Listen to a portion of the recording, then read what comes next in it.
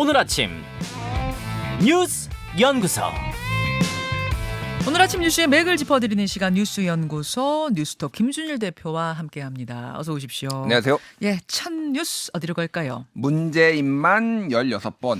국회 교섭단체 대표 연설 이틀째였습니다. 첫날은 이제 제1당, 그러니까 다수당이죠. 민주당이 했고 어제는 국민의힘이었습니다. 예. 그래서 박홍근 원내대표의 키워드는 탄핵이라고 한다면 어제 권성동 원내대표의 키워드는 문재인이었습니다. 그래서 숫자를 말씀드리면은 문재인이 16번, 그리고 그 민주당은 12번인데요. 윤석열은 4번 나왔어요. 예. 이게 이게 어느 당인가 헷갈릴 정도로 전 정부 얘기를 많이 했습니다. 예. 그래서 반지성의 시대를 종식하고 공정과 상식을 회복하라는 국민의 목소리가 생생하다.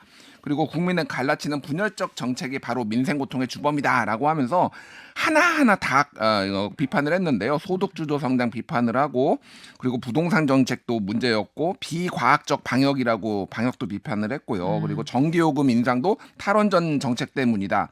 그리고 공공기관직 문재인 정부에서 임명한 사람들 고액 알바 아니니까 좀 물러나라, 자존심 지켜라 그러면서 물러나라고 압박을 했고요. 네. 연금 개혁도 제대로 안 했다. 뭐 기타 등등해서 최근에 그 이제 탈북 어민 북송 사건까지 모두 이제 종합 패키지로 다 비판을 했어요. 예. 그래서 지금 민생도 많이 강조를 했거든요. 어제 이제 뭐 규제가 24번, 개혁 20번 나와서 이 부분도 많이 민생을 챙기겠다라는 얘기도 했는데, 어제 이제 나왔던 게 뭐 유류세 인하폭 확대, 법인세, 소득세, 부동산세, 세제 개편 뭐 등등인데, 네. 이거는 다 사실은 민주당하고 국회에서 해야 되는 거거든요. 그런데 이렇게 또 전 정부 비판을 하면 이게 제대로 될까? 좀 여당 내부에서도 조금 우려의 목소리가 나오고 있습니다. 그래서 지금 세 번째 도약의 기회가 있다, 이거를 강조를 했어요. 박정희의 산업화, 네. 그리고 김대중의 정보화, 그리고 윤석열의 글로벌 선두국가, 세 번째 도약 이루겠다, 이렇게 얘기를 했습니다. 그 전날 민주당 박홍근 원내대표는 탄핵 이야기를 꺼내서 국민의힘 의원들이 상당히 당황했다. 이런 단어가 갑자기 툭 튀어나올 거라고 상상도 못했는데 이 대표 연설에서 튀어나오니까 상당히 당황했다, 불편했다 이런 얘기를 하던데, 어제는 이제 문재인이라는 또 이 말이 여러 번 나오면서 민주당 의원들이 상당히 불편했겠네요. 예, 그래서 뭐 공식적으로 이제 뭐 나온 얘기는 통합이 아니라 갈등으로 가려는 거냐, 뻔뻔한 연설이었다, 뭐 이런 신현영 대변인이 얘기를 했고요.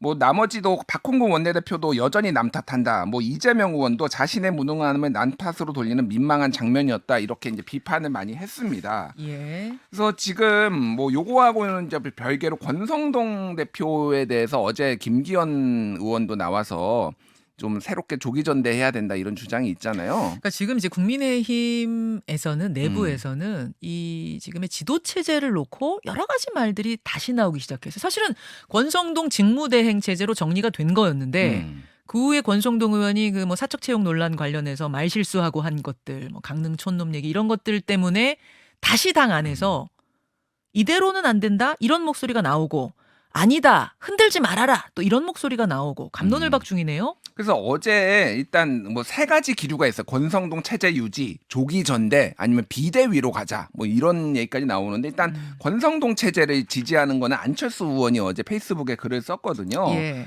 그래서 조기 전대로는 실현될 수 없다. 그리고 혼란만 부추긴다. 그래서 지금 권성동 체제를 지원해줘야 된다, 이런 취지의 얘기를 했고요. 안철수 의원은 예, 그리고 장제원 의원도 어제에는 이제 특별히 코멘트를 안 했지만 그저께 네. 권성동 직무대행 체제를 당 기조국 유권 해석을 받아들여 의원들이 받아들였고, 그래서 지도 체제 문제로 왈가왈부하는 것은 옳지 않다라고 해서 권성동 체제에 힘을 실어줬어요, 이미. 장제원 의원은 사실 지난번에 이제 이 직무대행 체제 정할 때는 딱히 지지하는 듯한 입장은 아니었거든요. 의총에 안 나와버렸죠, 그냥. 예, 약간 조기전대 쪽에 힘을 싣는 듯한 모습이었는데 어제는 이 체제가 낫다 이렇게 얘기한 거예요. 그저께 그렇게 그제는? 얘기를 했고요. 아. 조기전당대회는 어제 김기현 의원이 나와서 강하게 얘기를 했죠. 당원 예. 당규가 그렇다고 하더라도 지금 이게 국민 여론에 부합하는 것이냐 해갖고, 어제 또 조혜진 의원, 네. 삼선 의원이죠. 어제 라디오에 나와가지고 지금 직무대행 체제는 문제점이 있고, 그래서 지금 그렇다고 조기전당대회는 아니다, 비대위 체제를 꾸려야 된다, 또 이런 얘기를 했어요. 그러면 김기현 의원은 조기전대 주장파, 조혜진 의원은 비대위 주장, 또 뭐 장제원 의원, 안철수 의원은 지금의 직무대행 체제 파 이렇게 나뉘는 거예요. 크게. 그렇죠. 그러니까 그렇게 나오는데 이게 이제 유불리에 따라서 김기현 의원은 지금 바로 조기 전대하는 게 본인한테 유리하다. 그래서 주장한다라는 얘기가 있고 안철수 의원은 좀 더 시간이 필요하다. 당의 착근을 하려면은 네. 그래서 뭐 이제 그 뒤에 해야 된다 이런 주장이 있는 건데요. 조혜진 의원은요.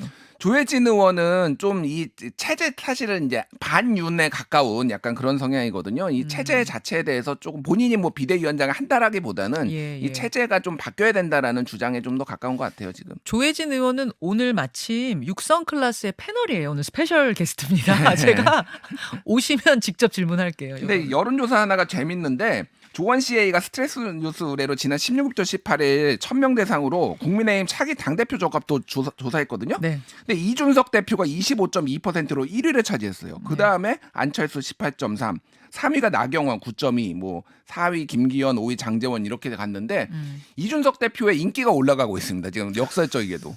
이준석 대표 요새 뭐 저 SNS에다가 뭐 비판 이런 거 안 하고 언론 인터뷰도 안 하고 지금 지역 돌면서 지지자들 만나고 있잖아요. 당원들 지지자들 만나고 있고 그러는데 언론 인터뷰 안 하고 분란을 안 일으키니까 지금 이준석의 인기가 올라가는 이런 그래서 지금 차기 당대표 뽑으면 이준석이 될 수 있어요. 그러니까 이게 알 수가 없는 겁니다 지금. 이준석 대표가 언론 인터뷰를 하는 게 우리로선 좋은데 그러게요. 안 하니까 지지율이 올라간다는 역설적인 상황. 다음 뉴스요. 총경의 난 벌어질까? 총경하면 경찰서장급 간부를 얘기하잖아요. 뭐 경찰서장. 그렇죠. 경찰의 꽃 뭐 이런 수식어도 있습니다. 총경이라고 하면은. 예. 이게 이제 지금 행정안전부에서 경찰국을 만드는 논제를 뭐 놓고 지금 경찰에서 지금 강하게 반발이 있어서 지금 윤익은 경찰총장 내정자가 각 개를 만나고 있어요. 그래서 지난 18일에는 이제 간부급이니까 간부들을 이제 화상회의를 했고요. 네. 어제는 이제 직장협의회에, 그러니까 그건 일선 경찰이죠. 네. 대표를 만나서 얘기를 했는데 일단은 지난 18일에 있었던 그 전국 경찰 화상회의에서 총경들이 다 들어왔습니다. 이건 근데 발언권은 없었고 한마디로 이제 옵저버로 참관만 했는데 네. 이때 좀 부글부글 끓었다라고 그래요. 뭐냐면은 그 이제 여기는 이제 시도 경찰청장들도 발언을 했는데 뭐 네. 이렇게 다 뭔가 읽는 듯이 발언을 좀 자유롭게 하는 게 아니라 그래서 지금 행안부 그냥 경찰국 그거를 지지하는 발언만 다 하니까 도대체 간부들은 뭐 하는 거냐 지금.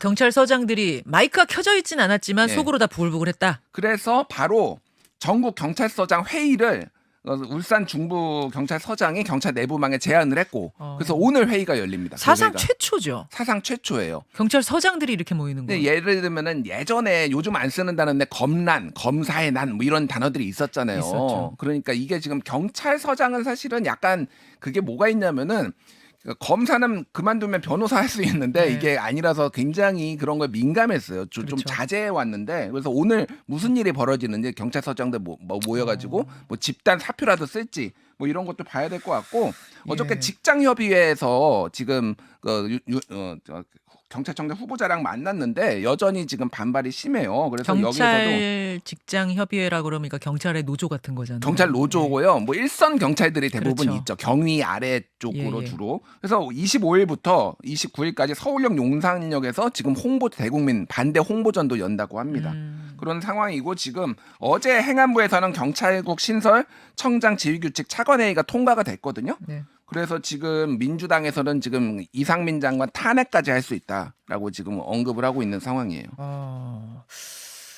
검수완박 법안, 이른바 검수완박 법안이 실행되고 나면 경찰에 대한 관리가 필요하다. 그러니까 예전에 검찰국 있듯 경찰국도 만드는 게 맞지 않느냐라는 의견과 경찰의 독립성을 방해하는 거다라는 경찰의 의견이 지금 대치하고 있는 상황에서 사상 최초로 경찰서장들이 모인다.